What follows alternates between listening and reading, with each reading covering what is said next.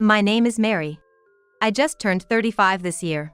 On a summer day filled with the sound of birdsong, I was called into the president's office. Boss, what can I do for you? The president, who is my mother, spoke curtly without turning her beautiful profile, seemingly bothered by the heat. I've decided to hand the company over to your sister. You're dismissed as of today. The summer sunshine was so blinding that I couldn't quite grasp the reality of what was being said. Huh? I guess my voice sounded pretty dumbfounded. My mother, now looking quite exasperated, turned her gaze towards me. Didn't you hear me? You're fired. We don't need ugliness around here. Be gone by the end of the month. With that, she turned her eyes to the documents on her desk, as if indicating our business was done. In the president's office, where only the sound of birds echoed, I was mulling over her words when she reprimanded me. Are you still here? Get back to your work immediately. I stepped back mechanically like a puppet, said, "Excuse me," and left the office, closing the door behind me. Our company is just a small 2-story building, a demolition business with about 10 employees. The business is family-run, the president being my mother, with my aunt and her husband as the executive directors, and my mom's cousins as the managing directors. But it was clear that my mother had most of the power. Originally, after high school, I worked at an accounting firm. However, when I was 25, my mother told me they didn't have an accountant and asked, "Are you going to abandon your family in trouble? It's you who will be troubled in the end." She pretty much forced me to join our company. Furthermore, the duties assigned to me were not limited to accounting. My mother shoved all the paperwork and miscellaneous tasks onto me. Whenever there was a shortage of hands, I was even sent out for sales. In short, I was the company's jack of all trades. Still, to not be a burden on others, I worked hard from morning till night, and somehow managed to get the work done over the past 10 years. On the other hand, the sister who was to take over the company, Lucy, was 3 years younger than me at 32 and had only been with the company for 2 years. Before joining us, Lucy had been hopping from one job to another, complaining that they weren't a good fit for her. Once she turned 30, her employment conditions started to deteriorate, and she quit job hunting, spending her days lounging around at home. And then, my mother said, Lucy should get a job that suits her. And she hired Lucy to join our company as an executive director. I've been with the company for 10 years, but I'm still a regular employee. Everyone was surprised at the difference in treatment between us sisters, but I figured as much. That's because my mother has always favored my sister. Ever since we were kids, she would give beautiful Lucy any clothes, any toys she wanted, and would fuss over her saying, "Lucy, you're so cute. This looks so good on you, Lucy." On the other hand, as I wasn't as cute as Lucy, she would give me hand-me-down toys and clothes from my cousins or kids from the neighborhood, saying, "This is good enough for you." I didn't really understand why I was being treated this way when I was a child. I just worked hard at studying and helping around the house, trying to gain my mother's attention. But even then, my mother barely paid me any mind, and when I handed her my straight-A report, she would just glance at it. I even considered plastic surgery at one point, thinking that if I wasn't pretty, I wouldn't get any affection. It was my aunt who, upon seeing me in such a state, explained why my mother ignored me so much when I was in high school. I was told my father had died, but in reality, the year Lucy was born, my father ran off with a woman from his workplace. This woman was older than my mother and supposedly less attractive. And that woman, apparently, had an aura similar to mine. My aunt, who happens to be my mother's younger sister, casually commented, "Your mom is a proud woman." I bet she couldn't bear the thought of losing her husband to an older woman less attractive than herself. As she spoke, there was a distinct air of satisfaction, as though she took delight in my mother's predicament. By the way, my aunt's appearance wasn't particularly remarkable, leaning more towards my side of the family. Well, she could be a handful, but she was good at her job. Mostly used her charm to get ahead, though, she continued. My mother took over the family business at the age of 32 when my father left her. She significantly used her striking beauty to attract and retain numerous clients, which significantly boosted the business performance. I think part of the growth was due to the era, with many buildings needing demolition after reaching their lifespan. Therefore, neither my aunt's family nor my cousins could really go against my mother. Recently, the cost of industrial waste disposal and transportation had increased, and the balance between demolition costs and actual expenses had become difficult to maintain. Not only our company, but the entire industry was underperforming. Honestly, it was a struggle to even pay the employees every month. During these challenging times, my younger sister joined the company as an executive director. I wondered how she would manage to pay her salary, but my mother bluntly said, "We'll cut your salary to pay hers. We're family, that's natural, isn't it?" Even if you cut my salary, it's still not enough to pay her a salary fitting an executive director, I made a reasonable argument. However, as always, Mom was relentless, saying, it's your job to figure that out. Just make it work. Tentatively, I suggested, shouldn't Lucy start as a regular employee? My mother gave me a fierce glare and rebuked, who do you think you're talking to? This isn't something for someone like you to interfere with. At that time, we were all living under the same roof. Lucy didn't contribute a dime to the household, whereas I put $1,500 into the household every month. Even when Lucy joined our company, she didn't contribute anything to the house. Since I was young, I had been helping around the house for my busy mother, and naturally did the household chores, whereas Lucy did nothing as if it was the norm. Hey sis, is dinner ready yet? Lucy would call to ask about dinner when I was working overtime. When I told her to make something for herself because I was working, Lucy said, what? I don't know what to make. The kitchen is your sanctuary, right? I don't want to get scolded for using it without permission. You got mad at me for that before.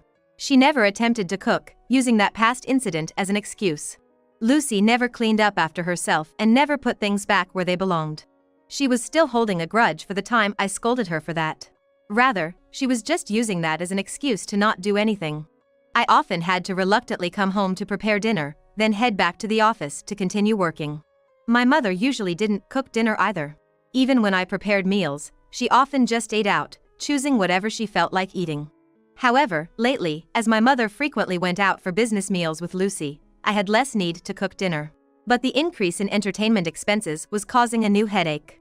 My mother, now 63, was starting to complain more often about various aches and pains, and the effects of drinking heavily. It was during such a time that I was called into the CEO's office and told, I'm handing the company over to Lucy. You, who are not as attractive, are fired. I could understand the decision to hand over the company to Lucy from my mother's past actions. After all, Lucy was 32. The same age my mother was when she became the CEO. Perhaps my mother thought that if the timing was right, Lucy could use her beauty to get work done just like she did. However, I could not accept being fired due to my appearance. Even if my salary was redirected to Lucy, I didn't see the merit in it. When I consulted my aunt, it seemed that the news of Lucy becoming the CEO had already spread among the employees. However, the news of me being fired was news to my aunt as well. After pondering for a bit, my aunt said, well, I don't quite understand, but it seems like Lucy has been saying behind the scenes that she doesn't like the fact that even if she tells everyone she's going to do something at the company, everyone says it's okay because they'll ask Mary for help. Maybe that's part of the reason? No, but that's only because everyone stopped asking Lucy because she only does sloppy work, right? Indeed, Lucy was utterly incompetent at her job. She always missed deadlines, made mistakes on the phone, and made many typographical errors. Even though she had some working experience, she seemed completely unaware of her lack of ability, perhaps because her beauty had always led to men covering up for her. She had never reflected on her actions. My aunt, understanding this point, said, well, that's true. But I think she sees you as a nuisance. Continuing on, she lamented, but I never thought they would fire you. Without you, the company won't be able to function. She sighed, seeming troubled, but didn't go to argue with my mother because she knew she couldn't win. I felt utterly disgusted that I was related by blood to this utterly unreliable aunt. Well, basically, I'm hated by both my mother and my sister, right?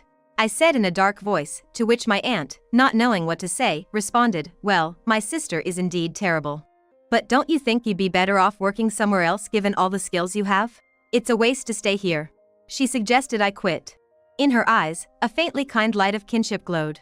I stood in the car, bathed in the red glow of the summer twilight, staring blankly at the distant mirage, and felt a sense of release, maybe it's okay now.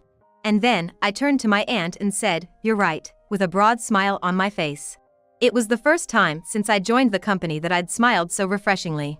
My aunt, a little puzzled by my smile, returned a somewhat sorrowful smile. And so, while I was busy creating handover documents, sorting out files so that anyone could understand, the end of the month, when I was to resign, came in the blink of an eye. When I went to the CEO's office on time, the sound of birds was no longer audible, and my mother and sister were happily chatting. That sales guy definitely has a thing for you. Ew, that bald guy, no way. The two of them were laughing heartily, not noticing me.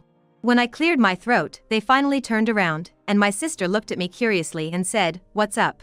If it's about dinner tonight, we don't need it. I'm resigning today. Thank you for everything. Oh, is it today? I forgot. She laughed again. I felt refreshed knowing I wouldn't have to see their faces anymore. I'm also moving out of the house, so please take care of yourselves. My mother mechanically responded, okay, good work. With an emotionless face, I closed the door, and from inside, I heard my sister's voice saying, now we won't have to see that annoying face anymore. In my heart, I muttered, just you watch, and left the company I'd been at for so long. A week later, when I finished the paperwork for a certain school and checked my phone, I noticed a missed call from my mother. In just 2 hours, she had called 14 times. I didn't return the call, as I only had a bad feeling about it, and put my phone on silent, and went home after finishing my other tasks. The missed calls from my mother kept increasing, and when I checked the next morning, there were a total of 80 missed calls. The last call was after 2 a.m. I didn't consider calling her back at all. To me, she was now nothing more than a stranger, and I had no desire whatsoever to hear her voice. I even had fleeting thoughts that if I heard her voice, I might find myself obeying her words. After all, I had been under her control for 35 long years. I ignored her phone calls with all my might, aiming to break free from her spell. I could have blocked her calls, but I thought if something happened, they might serve as evidence of her actions, so I allowed the calls to come through. For a while, I was receiving nearly 100 calls daily. At first, I hated even looking at the incoming calls, but gradually as I got used to it, I felt a sense of satisfaction imagining my mother's face struggling with each unanswered call. I finally realized just how terribly she had treated me. A year passed by in this manner. By then, the calls from my mother had ceased, and I was in a state where I had no clue what was happening with her. Throughout this year, I worked part-time while attending an online school for tax professionals, and successfully passed the exams. I have recently secured a job at a leading tax consultancy firm. I had practical experience to begin with, and having done various tasks at my mother's company gave me the ability to see the bigger picture, which proved to be a great asset in my new company. I felt thankful for the hard work I had put in at the company over the past decade, especially at this moment. The people at my workplace are all wonderful and we work together to get the job done. It's such a huge contrast from when I was left to figure everything out on my own, pushed around by my mother and sister, silently researching on my own, and working alone until the middle of the night. One day, while I was leading a fulfilling life, I had to visit a client near my mother's company. As I passed by her company, I noticed the windows and entrance were conspicuously dirty, and I could see the indoor plants that I had cared for, now withered. And then, on my way back, I ran into my mother who was just coming out of her company. As soon as she saw me, she shouted "Ah!" and came running towards me. Expecting her to berate me, I instinctively covered my face with my bag, but to my surprise, my mother approached me in a sweet, cajoling tone, saying, "Where have you been, Mary?" I felt an uncomfortable shiver run down my spine and instinctively shrank back. I've called you so many times, you know? Did you change your smartphone? It seems she hadn't even considered the possibility that I might not want to contact her because I despised her. I couldn't help but wonder about her thought process, given all the things she had done to me. Ignoring my baffled expression, she went on, "Oh, but it's a good thing I saw you. Look at the state of this company. It's dreadful, isn't it? You can start working from tomorrow. I'm not angry, you know." Huh? So, I forgive you for leaving a year ago. Please start coming to work from tomorrow. It took me a few seconds to comprehend what my mother had just said. In her mind, was there only an image of a little me, crying and adoring her? Mom, I'm already working at another company, and I'm happy there." At my hesitant response, her face contorted into something monstrous, and she bellowed, "What? You're telling me you're working somewhere else while our company is in trouble? I don't give a damn about other companies. You're mine, understand?" causing a scene in the middle of the street. Wait a minute. You're the one who fired me, remember? What about Lucy? What happened to her? In response, my mother snorted and dismissively said, "Oh, Lucy. I thought she'd be more useful. But she was caught having affairs with 3 men from our key client. Needless to say, our dealings with them ended in a flash." If she was careful enough not to get caught, it would have been all right. So, I kept her from the front office and made her do clerical work, but she couldn't even clean properly and was absolutely no good at accounting. Because of her, we couldn't even afford to hire someone else. After venting her frustrations, my mother turned to me with a grin. "That's why it's your turn, Mary. Ever since you left, the office has been in shambles. I need you to take responsibility." I had properly created a handover manual before I left and had explained everything to Lucy. Lucy probably hasn't even looked at the handover document I made, and I'm sure my mother hasn't heard anything about it either. No, even if she did hear, she'd either not remember or pretend to have forgotten. In fact, I don't understand why they would fire me and then ask me to take responsibility. This is always how these women act. They take a tough stance, blame others, and let others clean up their mess. It's their usual trick.